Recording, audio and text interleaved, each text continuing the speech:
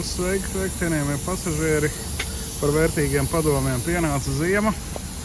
Probro tepiķu mazgātājs ir sasalis un tikai var pa salso.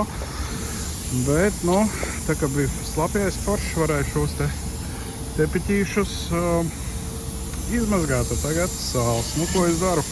Sēdos pie krovniem, nopirku atsāļotāju. Šāds ir nopērkams pie krovniem, ganību Dambī, tepatās Rīgā arī Liepājas ielā.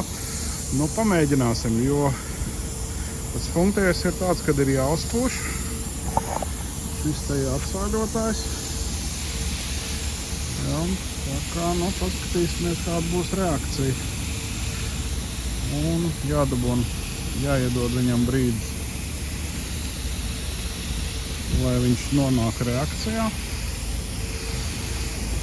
Un tad ieliksim birstē iekšā. Pastīsimies, kāds būs rezultāts.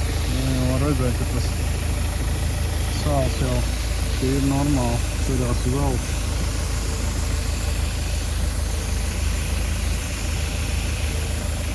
Un izlaidīsim savu Probro mašīnu. Skatīsimies, kas notiek. Būs mums tīrs tas tepiks vai nebūs.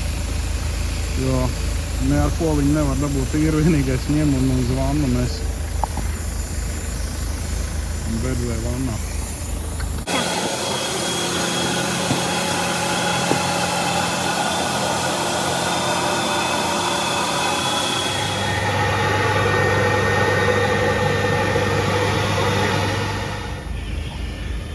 Pirmā kārta, izlaidām.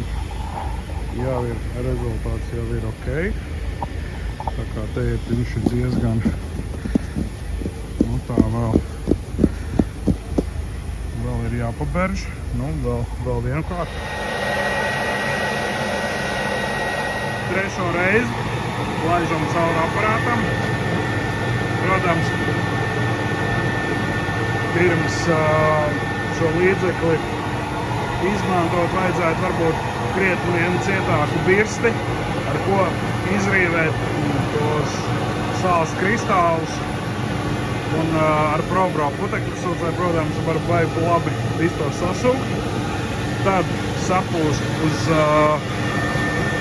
tiem pleķiem virsū salt removeri no krauna. Ļaut kādas 10-15 sekundes nonākt tam visam reakcijā. Un laist cauri šim te aparātam. Un reiz kāds mums tagad ir rezultāts. Tātad no bezcerīga sāls pieaudzēta tepiķa. Tagad ir ok.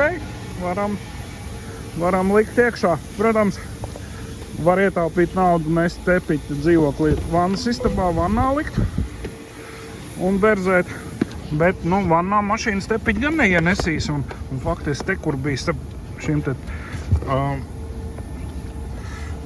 starp pedāļiem, kur tepiķis nenosedz, tur bija ritīgi salds ledus kristāls. Tā kā, šobrīd tas rezultāts ir gaužam pievilcīgs. Jā, tā kā salt removeri strādā. Labi, draugi mīļie, vēl veiksmi un panākums mīlestībā.